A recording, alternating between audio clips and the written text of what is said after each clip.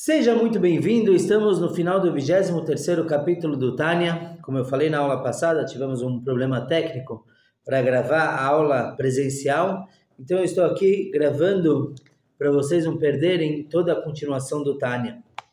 Eu aproveito para pedir que curtam, compartilhem, vamos divulgar bastante Torá, apoiar e fazer crescer Bezrat Hashem.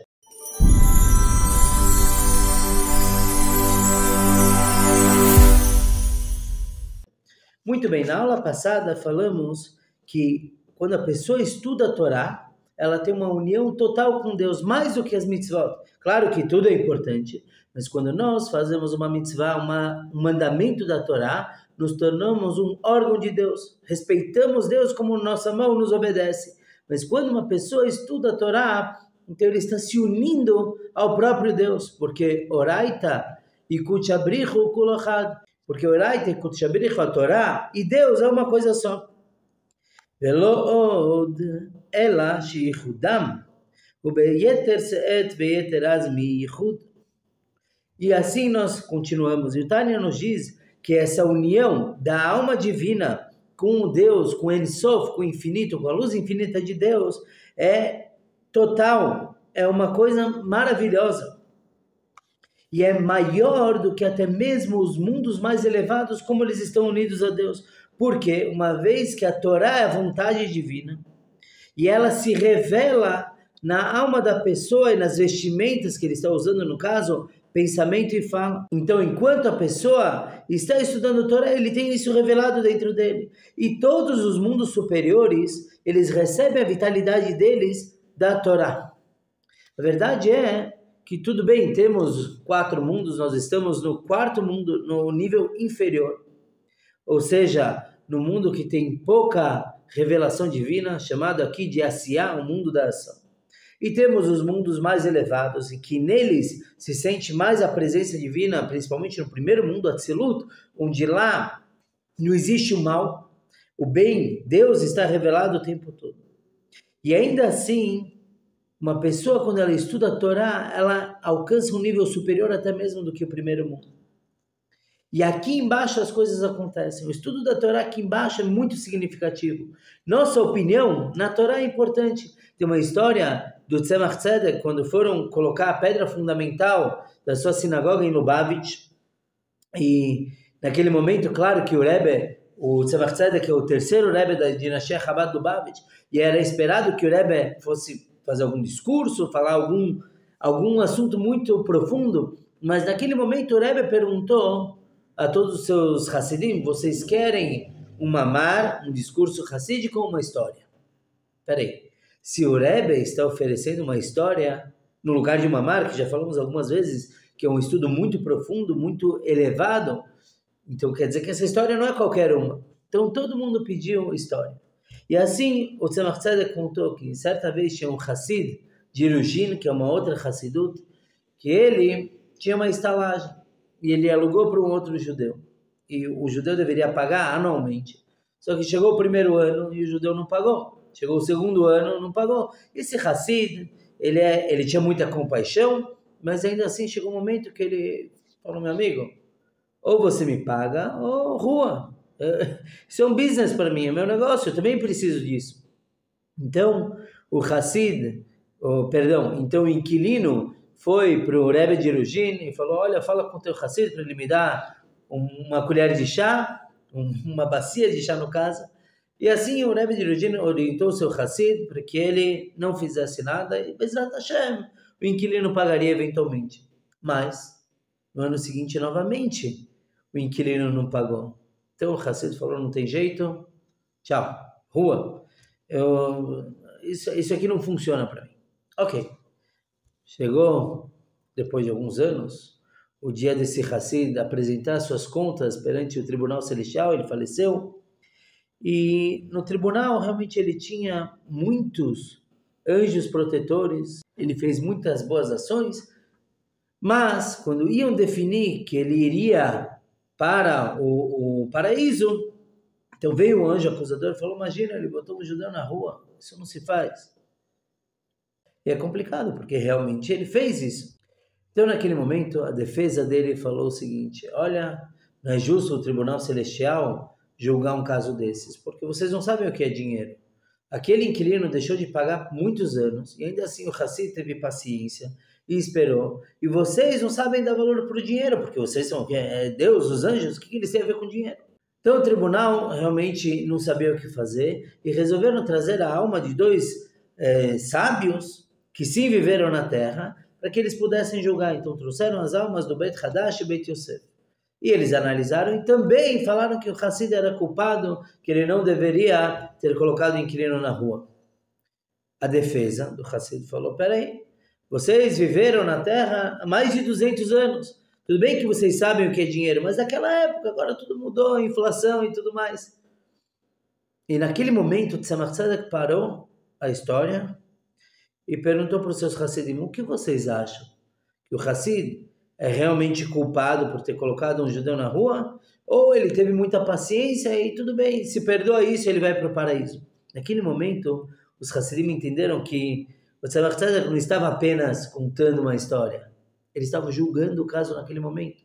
Uma vez que as almas dos sábios da antiguidade não serviam para julgar esse caso, então eles estavam julgando na própria terra. Então todos os Hassidim não sentaram, gritaram juntos que ele é inocente 3 vezes, e assim acabou a história. Então nós vemos que é verdade que existem mundos espirituais e anjos e tudo mais, mas na prática, aqui embaixo se faz tudo. Aqui as coisas acontecem. Por quê? Porque a Torá foi entregue aqui embaixo.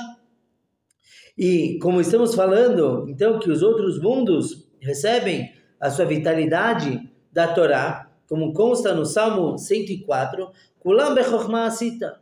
Tudo você fez, você, Deus, fez com chokhmah, com intelecto, com inteligência. Essa é a interpretação simples. Mas o que quer dizer que Deus fez tudo com chokhmah? Aquele nível de chokhmah, aquele primeiro nível da Sfirot que nós falamos, que é um nível que está disposto a fazer Mesirut Nefesh, entregar a sua vida. Vocês verão no capítulo 24, já estudamos aqui no Kolel, como que nesse nível não existe um pecado que possa afetar esse nível. Então, deste nível, Deus criou todo mundo. E de onde vem a Torá? Se não de Chokhmah, da sabedoria, do intelecto de Deus.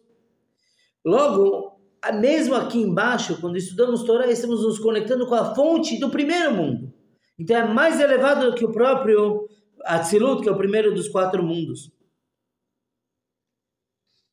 E essa é a vontade divina, que é chamada de Sovev Kol Almin. É uma luz que reveste os mundos, não se investe neles. Quer dizer, um nível muito, muito elevado e que nós alcançaremos quando o Mashiach chegar, se revelará no nosso mundo, mas é um nível de luz divina que não se deixa afetar pelo que acontece no mundo. E é a vontade de Deus, quer dizer, algo muito, muito elevado. E é esse nível que sim se reveste na alma quando a pessoa está estudando a Torá. É verdade que a pessoa não sente isso. Quando a gente estuda a Torá, podemos nos inspirar e achar gostoso e querer mais, mas falar que eu sinto que essa luz superpotente brilha na minha alma, não é verdade. E o Tânia diz, mesmo que a pessoa não sente isso, mas a alma sim sente. E quando o Mashiach chegar, isso será revelado para a própria pessoa. E na verdade, isso é uma grande bondade que nós não sentimos essa luz, porque uma vez que estamos no exílio, quer dizer, nossos corpos, nossa materialidade ainda não é apta para compreender e sentir coisas extremamente elevadas. Se nós sentíssemos essa luz elevada que brilha na nossa alma enquanto estudamos, todos pereceriam, porque é muito, muito potente. Um tzadik, ele consegue absorver isso, nós não. E por isso mesmo segue o Tânia, que agora entendemos como que a Torá é mais elevada do que qualquer outra mitzvah, qualquer outro preceito, até mesmo o tefilá, até mesmo a reza. O que acontece? Quando a pessoa reza, ela está unindo o nome de Deus em vários níveis, que é algo extremamente elevado, a pessoa consegue alcançar outros mundos, e assim mesmo a Torá é mais elevada. Nós lemos na primeira Mishnah do Tratado de Ipeiá, no final, a Mishnah traz várias mitzvot, e trazer paz entre um casal, e frequentar uma sinagoga, várias mitzvot, e no final a Mishnah diz, Talmud Torah Keneged Kulam, o estudo da Torá é como todos os preceitos. Quer dizer, é mais do que todos os preceitos. Não que a pessoa vá deixar de fazer um preceito para estudar a Torá, mas ainda assim o nível é maior. Peraí. Então por que a gente não para tudo? Estuda a Torá o dia todo. Não seria o correto? Calma. O Tânia diz, Verhade mi she'en torato manoto, tzarich le'afsik, hainu me'achar demafsik u'mevatel belav achi. Uma vez que para pessoas comuns o estudo da Torá não é a profissão, não é o que a pessoa faz o dia inteiro.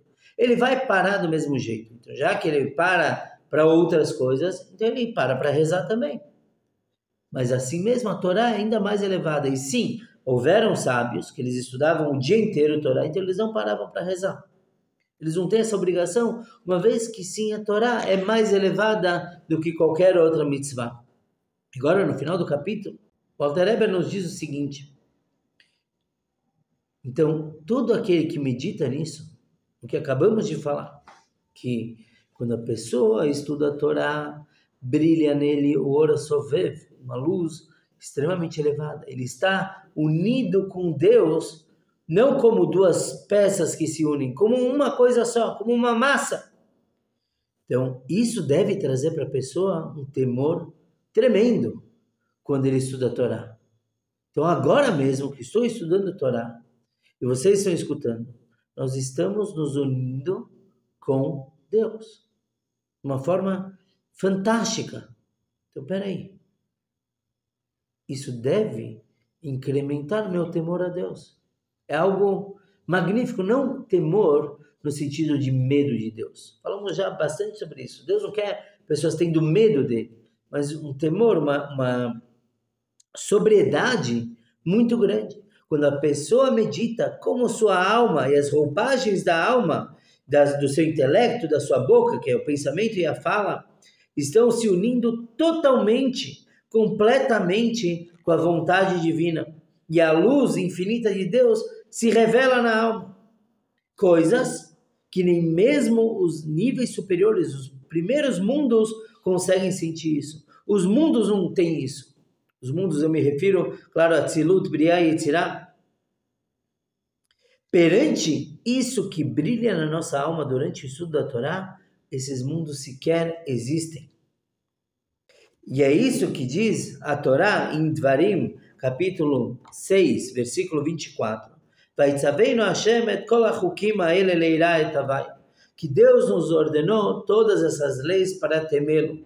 Não somente praticar as leis, mas estudar. Quando eu estudo uma halachá, quando eu estudo uma lei, eu estou pensando e absorvendo a própria vontade divina. Falamos, se eu não me engano, na aula passada, que essa é a verdadeira intenção por trás da mitzvah. Claro que colocar tefilin é importante, mas o desejo de Deus alcançado nisso é muito maior. E sobre esse temor, disseram os nossos sábios na Masechet Avot, no Tratado de Avot, na Ética dos Pais, Imen chokhmah en yirah. Se não tem intelecto, não tem temor. Ou seja, o verdadeiro temor é quando a pessoa tem intelecto. O que quer dizer o intelecto? Quando a pessoa estuda a Torá e ela medita nisso. Ela medita no que acabamos de falar. A conexão profunda e intensa que ele tem com Deus. Isso automaticamente traz o temor a Deus, que é uma das principais mitzvot da Torá, claro. E em relação a esse temor que a pessoa pode alcançar, a Torá é chamada de portal da moradia, que através do estudo da Torá a pessoa aumenta no seu temor a Deus. Agora, não é todo mundo que consegue. E mesmo quem não consegue deve tentar. Porque muitas vezes pensamos que é o resultado que é o mais importante, não é verdade. O caminho, o esforço, a batalha para conseguir isso. E por isso mesmo que o Rebbe traz esse assunto no Sefer Shel Benonim, que já falamos que é um livro que todos têm alcance a ele, todos têm como trabalhar nisso. Agora, mesmo alguém que não consegue alcançar esse temor, nem um pouquinho dele, por conta da alma estar oculta e o nível da alma e etc., o fato da pessoa não ter esse temor não impede que ele cumpra as mitzvot. Então a pessoa pode falar, Deus nos livre, argumentar, peraí, se eu não tenho esse temor, então o que eu busco alcançar? Não, estude Torá, faça as mitzvot, reze para Deus, porque é importante pedir ajuda divina para se elevar, para a pessoa transcender a si mesma, mas a pessoa não deve deixar de fazer tudo por conta deste sentimento. Na aula, então, trouxemos um exemplo do porquê que a pessoa deve constantemente pensar nisso. Não basta, eu assisti a aula, beleza, Rabino, até a próxima aula. Não. É importante a pessoa pensar, meditar, porque senão isso se desgasta muito rápido. Tinha uma vez um lenhador, contrataram ele porque ele era um exímio lenhador, ele cortava árvores como ninguém. Contrataram ele numa madeireira, e no primeiro dia ele derrubou 20 árvores. Uau, fenomenal! No segundo dia, mais 20 árvores. No terceiro dia, 18. No quarto dia, 15. No quinto dia, 12 e assim por diante, até que 10 dias depois, ele já não derrubou nenhuma árvore. E ele não entendia o porquê. Então, um cara com experiência foi falar com ele, falou, não é possível, você continua forte, saudável, se alimentando bem, o que está acontecendo? O homem não soube se explicar, eu sou um artista nisso, eu derrubo como ninguém e não estou conseguindo. Então, aquele profissional experiente pegou um machado e falou, descobri teu problema. Fazem quantos dias que você não afia teu machado? E o lenhador ficou espantado. Como assim afiar? É o mesmo machado que eu usei todos os dias. E aí está o erro. Achar que pegar ele afiado e ele vai cortar, derrubar árvores para o resto da vida é equivocado. Não é assim que funciona. O certo é você ter uma ferramenta, você cuidar dela, afiar ela e constantemente ver qual é o estado dela, se ela não precisa de uma nova manutenção. É importante a pessoa lembrar sempre, estudar e revisar. Eu estou me conectando com Hashem e com o estudo da Torá, eu estou me unindo com ele de uma forma magnífica. E esse tipo de trabalho vai trazendo sentimento, vai trazendo sentido em tudo que a pessoa faz. Mas não adianta apenas uma vez. Semanalmente parar e pensar, melhor ainda diariamente para quem pode meditar nessa conexão incrível e maravilhosa que nós conseguimos ter com Hashem. Muito obrigado por assistir o shiur. Se Deus quiser, na semana que vem já teremos uma gravação de um shiur que aconteceu já presencial. Espero que você continue assistindo, divulgue essa ideia. Vamos lá, o Tânia é um livro maravilhoso. Aproveite para você e para os outros e vamos então revelar Deus que existe no mundo. Shkoyach, até a próxima.